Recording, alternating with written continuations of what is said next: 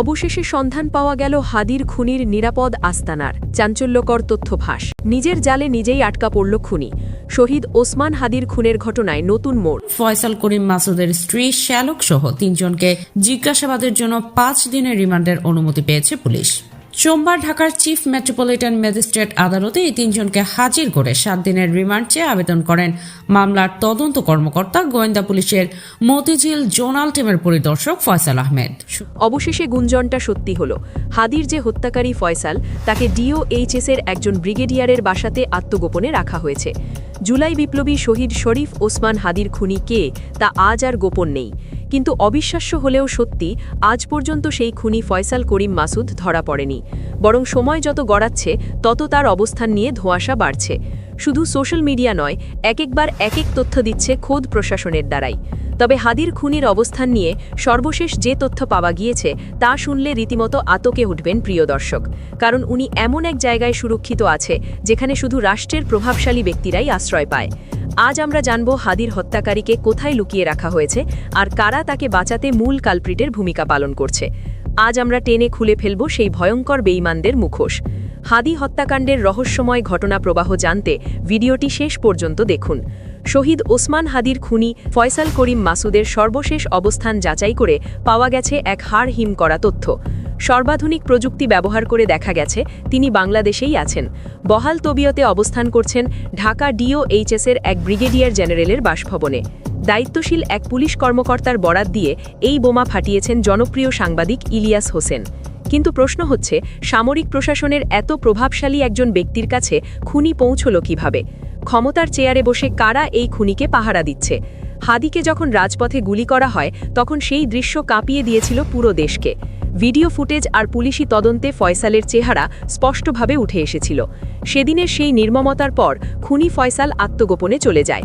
কিন্তু ডিজিটাল যুগে অপরাধের পায়ের ছাপ লুকানো সম্ভব নয়। তদন্তকারী কর্মকর্তারা ফয়সালের লোকেশন ট্র্যাক করেছেন, আর সেই লোকেশন সরাসরি নির্দেশ করছে ঢাকা ডিওএইচএসের একজন প্রভাবশালী ব্রিগেডিয়ার জেনারেলের বাসভবনকে। যখন পুলিশ কর্মকর্তারা নিশ্চিত হলেন যে হাদির খুনি এই ব্রিগেডিয়ার জেনারেলের বাসাতেই, তারা সেখানে অভিযানের প্রস্তুতি নেন। কিন্তু এই পর্যায়ে শুরু হয় আসল নাটক। রাষ্ট্রের উচ্চপদস্থ সেই কর্মকর্তার বাসভবনে পুলিশকে ঢুকতে বাধা দেওয়া হয় উপরমহল থেকে।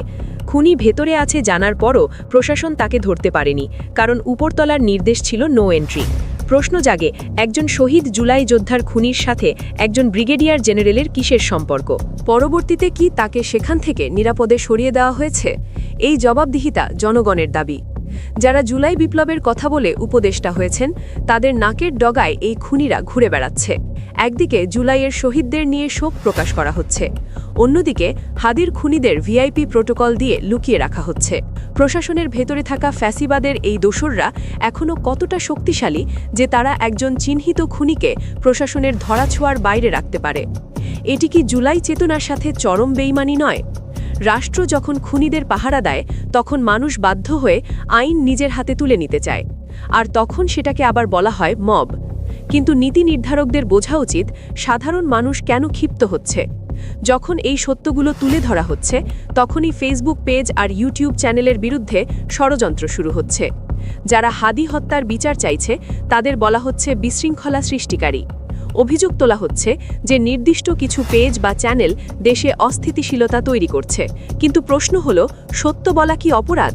যারা রাষ্ট্র প্রশাসনের এই অসঙ্গতিগুলো সামনে আনছেন তাদের কণ্ঠরোধ করার চেষ্টা করা কখনোই ভালো ফল বয়ে আনবে না বলে মন্তব্য করেছেন রাজনৈতিক বিশ্লেষকেরা। অন্তর্বর্তীকালীন সরকার আসার পর মানুষ আশা করেছিল খুনিরা ডান্ডা বেরি পড়ে কাঠগড়ায় দাঁড়াবে। কিন্তু বাস্তবিকই দেখা যাচ্ছে নদী থেকে একের পর এক অজ্ঞাত লাশ উদ্ধার হচ্ছে, আর হাদির মতো জনপ্রিয় তরুণ নেতার খুনিরা ব্রিগেডিয়ার জেনারেলের বাসায় আতিথেয়তা পাচ্ছে। এমন পরিস্থিতিতে নিজেদের প্রতারিত ভাবছেন সাধারণ মানুষ। বাস্তবটা হচ্ছে হাদির খুনিরা আছে আমাদের নাকের ডগাতেই।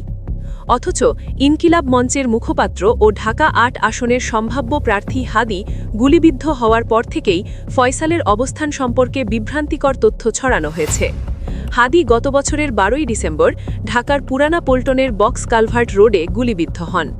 এর পরপরই সোশ্যাল মিডিয়ায় ছড়িয়ে যায় ময়মনসিংহের হালুয়াঘাট সীমান্ত দিয়ে ভারতে পালিয়েছে হাদির হত্যাকারী ফয়সাল ও আলমগীর। আবার কেউ কেউ বলেন তারা সিলেট সীমান্ত দিয়ে পালিয়েছে। এমনকি ফয়সালকে সীমান্ত পার করে দেওয়ার অপরাধে দুজনকে গ্রেপ্তার করে রিমান্ডে নেয় পুলিশ। পুলিশের পক্ষ থেকে এটাও জানানো হয় যে ফয়সাল ভারতের মহারাষ্ট্রে অবস্থান করছে, যা মোবাইল ট্র্যাকিংয়ের মাধ্যমে জানা গেছে। বাংলাদেশের আইন শৃঙ্খলা বাহিনী প্রথমে জানিয়েছিল সন্দেহভাজনরা ভারতের দিকে পালিয়ে যেতে পারে, কিন্তু নির্দিষ্ট প্রমাণ বা স্থানে পৌঁছানোর নিশ্চয়তা নেই। এর সপ্তাহখানেক পরই আবার তথ্য বদলে যায় ২১শে ডিসেম্বর। এক সংবাদ সম্মেলনে পুলিশের অতিরিক্ত মহাপরিদর্শক খন্দকার রফিকুল ইসলাম বলেন, ফয়সালের খুনি বাংলাদেশের সীমান্ত পার হয়ে গেছে কিনা নাকি দেশে আছেন এ বিষয়ে সুনির্দিষ্ট তথ্য নেই। পুলিশ প্রশাসন স্পষ্টভাবে কিছু জানে না বলে জানিয়ে দেন তিনি। তবে জনগণকে এক ধরনের সান্ত্বনা দিয়ে বলেন, তদন্তকারী কর্মকর্তারা সর্বোচ্চ চেষ্টা করছেন, অপরাধী সম্পর্কে বিভিন্ন তথ্য পাওয়া যাচ্ছে। এর কিছুদিন পর প্রধান অভিযুক্ত ফয়সাল করিম ভিডিওতে এসে নিজ মুখে দাবি করেন তিনি ভারতে নেই, বরং এখন তিনি দুবাইয়ে আছেন। সরকার ও তদন্তকারীদের বিরুদ্ধে নানা অভিযোগ তোলেন তিনি ভিডিওতে। পরবর্তীতে জানানো হয়, হাদি হত্যাকাণ্ডের মূল দুই আসামি ভারতের মেঘালয় পালিয়ে গেছেন। তাদের পালাতে সহায়তাকারী দুই ভারতীয় নাগরিক মেঘালয় গ্রেপ্তার হয়েছেন।